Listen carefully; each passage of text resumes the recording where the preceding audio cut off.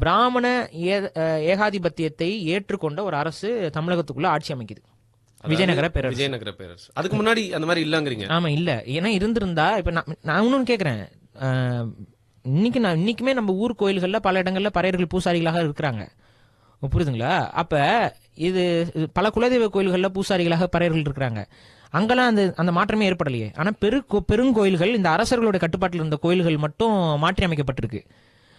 அந்த கோயில்களுக்குள்ள வரவே கூடாதுன்னு ஒரு ரெஸ்ட்ரிக்ஷன் ஆர்டர் இவங்களுக்கு போடுறாங்கன்னா, ஒதுக்கப்பட்டிருக்காங்க. கோயிலுக்குள்ள நீ வரவே கூடாதுன்னா வந்துகிட்டு இருக்கவங்கள தானே நீ வரவே கூடாதுன்னு சொல்லுவ. காலங்காலமா வராம இருந்தவங்கள நீங்க அதை பத்தி பேசிக்கவே மாட்டீங்களா? வீட்டுக்கு வராதவன ஏன் வராதுன்னு சொல்ல முடியும்? வந்துகிட்டு இருக்கவன நீ வரவிடாம தடுக்கிறதுனால தானே நீ வரக்கூடாதுன்னு சொல்லி சட்டம் போடுற. புரியுதா நான் சொல்றது? அப்ப வந்துகிட்டு இருந்திருக்காங்கல்ல ஏதோ ஒரு டைம்ல. சோ அது எந்த டைம்? அப்பதான் ஆய்வு செஞ்சு பார்க்கும்போது சோழர் காலகட்டத்தில் அவங்க வந்துட்டு இருந்திருக்காங்க, பாண்டியர் காலகட்டத்தில் அவங்க வந்துட்டு இருந்திருக்காங்க, மூவேந்தர்கள் காலகட்டத்தில் வந்திருக்காங்க, பல்லவர் காலகட்டத்தில் வந்திருக்காங்க. இவங்கெல்லாம் இருந்த காலகட்டங்கள்ல எல்லா நாளும் வந்திருக்காங்க. ஆனா கரெக்டா ஒரு 500 ஆண்டுகளுக்கு முன்னாடி விஜயநகர பேரரசு காலகட்டத்தில் அவங்க வரவிடாமல் தடுக்கப்படுறாங்க அப்படின்னா நீங்க தான் சட்டத்தை ஈற்றி இருக்க முடியும்.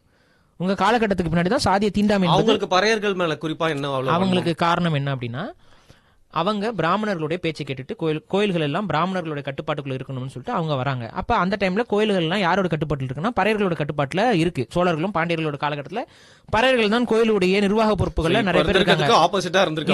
அப்ப என்ன பண்ணணும், இவங்க எல்லாம் அனுப்பிட்டு தானே நீங்க உள்ள இன்னொருத்தரை கொண்டு வர முடியும். அப்ப என்ன பண்ண முடியும்? நீ இந்த பக்கம் வரவே கூடாதியா, இது எங்க உரிமையா, ஒன்ன நான் விரட்டுவேன் நீ வந்தினா. இப்ப புரியுதா அந்த வயலன்ஸ் எங்க இருந்து ஸ்டார்ட் ஆகும்னு? அப்படிதான் ஆரம்பிச்சிருக்கு. அப்ப கொஞ்சம் கொஞ்சமா படிப்படியாக இவங்க கோயிலெல்லாம் ஆக்குபை பண்றாங்க. அந்த கோயில்ல வந்துட்டு பறையர்கள் இவங்களோட வாழ்வியல் இவங்களோட இதுக்குள்ள இருந்துட்டு இவங்க ஆன்மீகத்தில் இருக்கிறத பிராமணர்கள், வெளியிலிருந்து வந்த பிராமணர்கள், அது தமிழ் பார்ப்பனர்களா சொல்லல, தமிழ் பார்ப்பனர்கள் பறையர்களுடைய ஒரு கிளை இனமே. ஸோ இந்த வெளியிலிருந்து வந்த பிராமண சமூகம் உள்ள வரும் பொழுது பறையர்கள் அவங்களுக்கு டைரக்ட் ரைவலா இருக்காங்க. ஏன்னா அதே பிசினஸ்ல அவங்க இருக்காங்க, இந்த சேம் பிசினஸ். அவங்க என்ன கோயிலுக்குள்ள உட்காந்துட்டு கோயிலை நிர்வகிக்கிற பொறுப்புகள் எடுத்துட்டு அவங்க அரசர்களோட நெருக்கம் காட்டுறாங்க. அதே இதுதான் பறையர்கள் அந்த காலத்துல செய்யறாங்க. சோ இந்த இதுல இவங்க உள்ள வரும்போது இவங்கள தான் அப்புறப்படுத்த வேண்டியதா இருக்கு.